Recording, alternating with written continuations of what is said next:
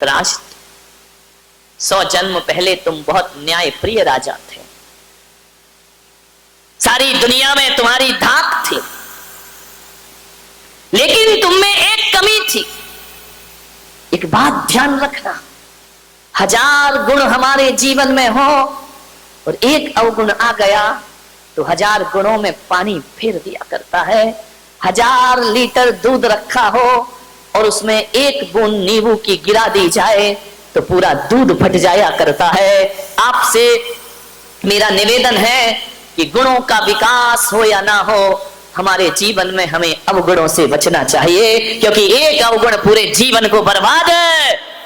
महाराज, एक अवगुण था आपके अंदर, आप भोजन प्रिय थे, आपको भोजन बहुत अच्छा लगता था, आप अपनी रसना इंद्री को नहीं जीत पाए थे और आपका वही स्वभाव था कि भोजन यदि बेस्वाद बनता था तो थाली फेंक दी जाती थी। महाराज, सारे गुणों में एक अवगुण ने आपकी जिंदगी बर्बाद कर दी। आप भोजन प्रिय थे और एक रसोइया आपका भोजन बनाता था और एक दिन उस रसोइया को अच्छी सब्जियां प्राप्त नहीं हुई और उसे मालूम था कि यदि देर हो गई तो राजा मुझे मृत्यु दंड प्रदान कर देगा। उस रसोइये ने महल के पीछे जाकर के एक हंस के बच्चे को लेकर के आया और खाने को कुछ नहीं था। आप तो न्याय प्रिय शाकाहारी थे, लेकिन रसोइये ने हंस के बच्चे का मांस आपको खिला दिया। इतना मिर्च मसाला तेल उसमें डाला गया, आप समझ नहीं पाए कि ये क्या है, और रसोइये ने हंस का बच्चा खिलाया। आप खा गए महाराज, ना आपने देखा, ना विचार किया, ना आपने सोचा, उस मांस को आपने खाया और इतनी तारीफ करी उस रसोइये की, अपने गले का हार उतार कर उसे इनाम में दे दिया। रसोइये ने कहा अब तो मजा आ गया। धीरे धीरे उस रसोइये ने प्रतिदिन इनाम की लालच में 100 हंसों के बच्चों को मार मार कर आपको खिला दिया। आप खाते रहे महाराज, खाते रहे, जिह्वा के लोलुपी हो गए।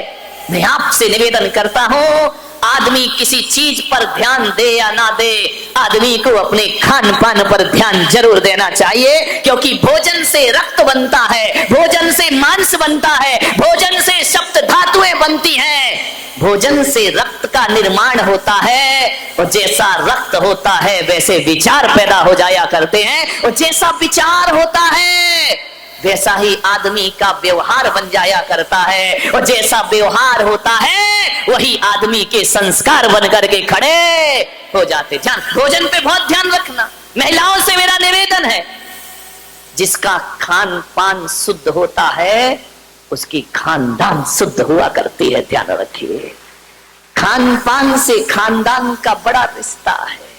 मांसाहार आर्यों का भोजन नहीं है।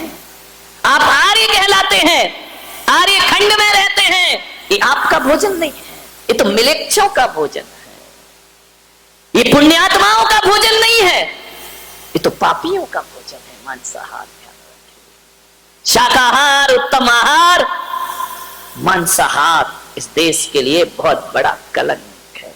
ध्यान रखिए, आज अस्पतालों में जाकर के देखना तो शाकाहारी पेशेंट कम मिलते हैं, मांसाहारी पेशेंट ज्यादा मिला करते हैं। कैंसर की शिकायत है, टीबी की शिकायत है, ध्यान रखना, बीपी की शिकायत है, मांसाहारी लोगों को ज्यादा हुआ करती है। ध्यान रखिए, जो मांस भक्षण करते हैं उनसे अस्पताल भरे पड़े हैं। ध्यान रखना। मान्यवर, आपसे मेरा एक निवेदन है, बड़ी विनम्रता के साथ खान पान पर विशेष ध्यान दीजिए। क्या खाना, कब खाना, कैसा खाना, कितना खाना, ये भोजन के लिए विचार करना है। क्या खाना, कब खाना, कैसा खाना और कितना। पशु को डालते जाओ डालते जाओ डालते जाओ, वो मना ही नहीं करता है, खाते जाता है खाते जाता है। पशु के पास तो इतना भी विवेक नहीं है, उसे प्यास लगती है तो नाली का पानी पी लिया करता है, उसे प्यास लगती है गटर का पानी पी लिया करता है। लेकिन मनुष्य को प्यास लगती है, प्यासा मर जाएगा लेकिन नाली और गटर का पानी पीने को तैयार नहीं हो। मनुष्य विवेकवान है, मनुष्य ज्ञानी है, जानवर अज्ञानी है, वो कुछ भी खा सकता है। आदमी के साथ ऐसा नहीं है। क्या खाना और क्या नहीं खाना, ये विवेक जागृत करो। प्रकृति ने तुम्हें शाकाहारी बनाकर भेजा है, मांसाहारी नहीं बनाया है। प्रकृति का नियम है, जो जैसा होता है उसे वैसा बना के भेजते हैं। जो मांसाहारी होते हैं उनके आगे के 4 दांत बड़े नुकीले हुआ करते हैं। अपने देखना, देखो घर जाके कैसे हैं दांत, शाकाहारियों जैसे हैं या मांसाहारियों जैसे हैं। मांसाहारी प्राणी जब पानी पीता है तो जीभ से चाट के पीता है, और शाकाहारी होता है वह चाट कर पानी नहीं पीता है, वह तो घूट घूट पानी पिया करता है। गाय पानी नहीं चाटती है, बकरी पानी नहीं चाटती है, हाथी पानी नहीं चाटता है, शेर चाट के पीता है, बिल्ली चाट के पीती है, कुत्ता चाट के पीता है। ये अंतर है एक शाकाहारी और मांसाहारी में। आप कैसे पानी पीते हैं बताइए, कैसे पीते हैं पानी? जीभ से चाट के या घूट घूट पिया करते हैं? तो आप शाकाहारी हैं। गाय कभी चाट के नहीं पीती पानी, भैंस नहीं पीती। शाकाहारी प्राणी जो भी होंगे वो चाट के पानी नहीं पीते हैं। मांसाहारियों के नाखून की बनावट अलग होती है, वह नुकीले होते हैं और घूम जाया करते। आपके नाखून तो ऐसे नहीं है ना, तो भगवान ने आपको मांसाहारी बनाया है या शाकाहारी बनाया है? जरा ईश्वर से जाके पूछना। मांसाहारी प्राणियों की आंखें रात के अंधेरे में लाल चमका करती हैं, शाकाहारी की नहीं चमका करती हैं। आपकी आंख अंधेरे में चमकती है या नहीं चमकती है? विचार करिए। प्रकृति ने आपको शाकाहारी बना करके भेजा हुआ है। एक बात याद रखना, मांसाहार करोगे तो मांसाहार में केवल मांस ही नहीं खाते हो, उनके संस्कार और पशुओं की पशुता का भी भक्षण कर जाया करते हो। और यही बात है कि जैसे जानवर बात बात पे झगड़ा कर लेते हैं, एक दूसरे को मारने को तैयार हो जाते हैं, जैसे जानवरों के पास कोई आचरण नाम की चीज नहीं होती है, वैसे ही देखना मांसाहारी बात बात पर झगड़े करते हैं। उनके पास भी आचरण और व्यवहार नाम की चीज, उत्तेजनाएं, क्रोध, तामसिक प्रवृत्ति मांसाहारियों की होती है। शाकाहारी कौम शांत रहा करती है, विचारों में तामसिकता पैदा करता है मांसाहार। एक बात याद रखना, शाकाहारी पशु स्नान ना करे तो भी दुर्गंध नहीं आती, लेकिन मांसाहारियों के शरीर से दुर्गंध आया करती है, बदबू आया करती है। विचार करिए, गाय में बदबू नहीं आती है कभी, शेर में दुर्गंध आती है।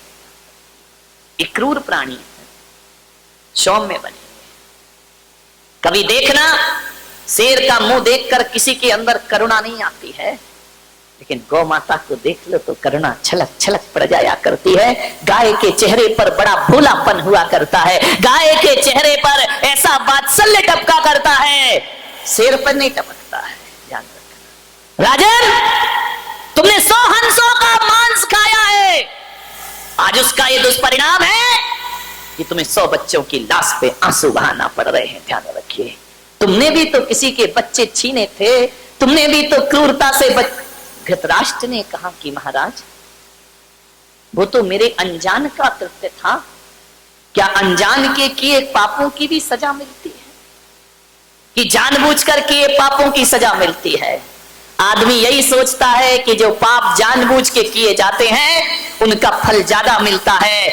मैं पुलक सागर कहता हूं, कर्म तो कर्म है, चाहे बेहोशी में करो चाहे होश में करो, उनका फल तो प्राप्त। आप एक बात बताइए, बारामती के लोगों से मैं पूछ रहा हूं, किसी के घर आप गए, बैठने गए, और यदि उसने 2 गिलास रख दिए दूध के, एक में जहर मिला है और एक में नहीं मिला है, आपको नहीं मालूम किसमें जहर है किसमें नहीं है, और आप जहर वाला गिलास पी गए, फल मिलेगा या नहीं मिलेगा?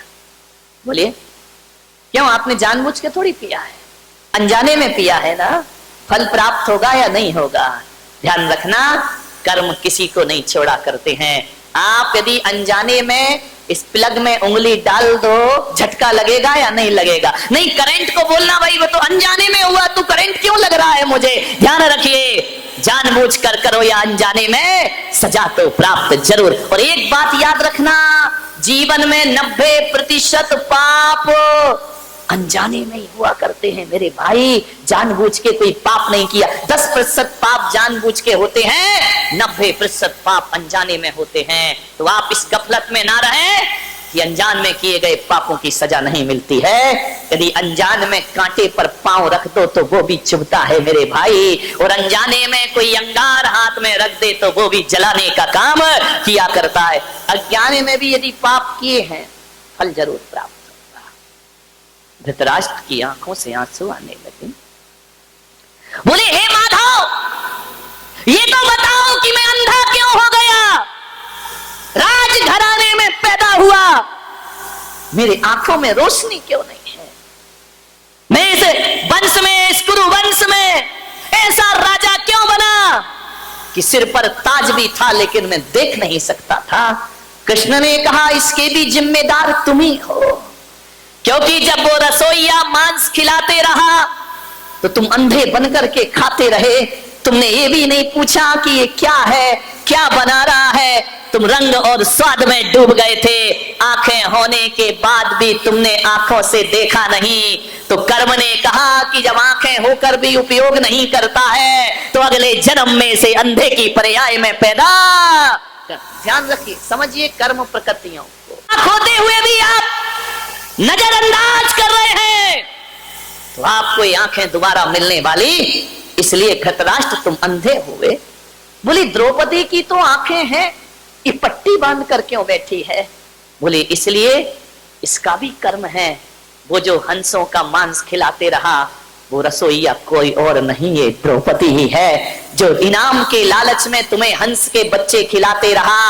आंखें होकर भी इसने अनदेखा किया, इसलिए आंख होकर भी आंखों में पट्टी बांधने को मजबूर हो गई। अब विचार करिए, रोशनी होकर भी दुनिया नहीं देख पाई गांधारी, ये तुम्हारे ही कर्मों का फल हुआ करता है। मान्यवर ध्यान रखिए, किसी से डरो या ना डरो, मैं तो आपसे निवेदन कर रहा हूं, तुम लोग मराठा हो, महाराष्ट्र में रहने वाले लोग हो, तुम लोग वो व्यक्ति हो बारामती में रहने वालों, बहुत शूरवीर हो। ध्यान रखना, तुम किसी से नहीं डरते।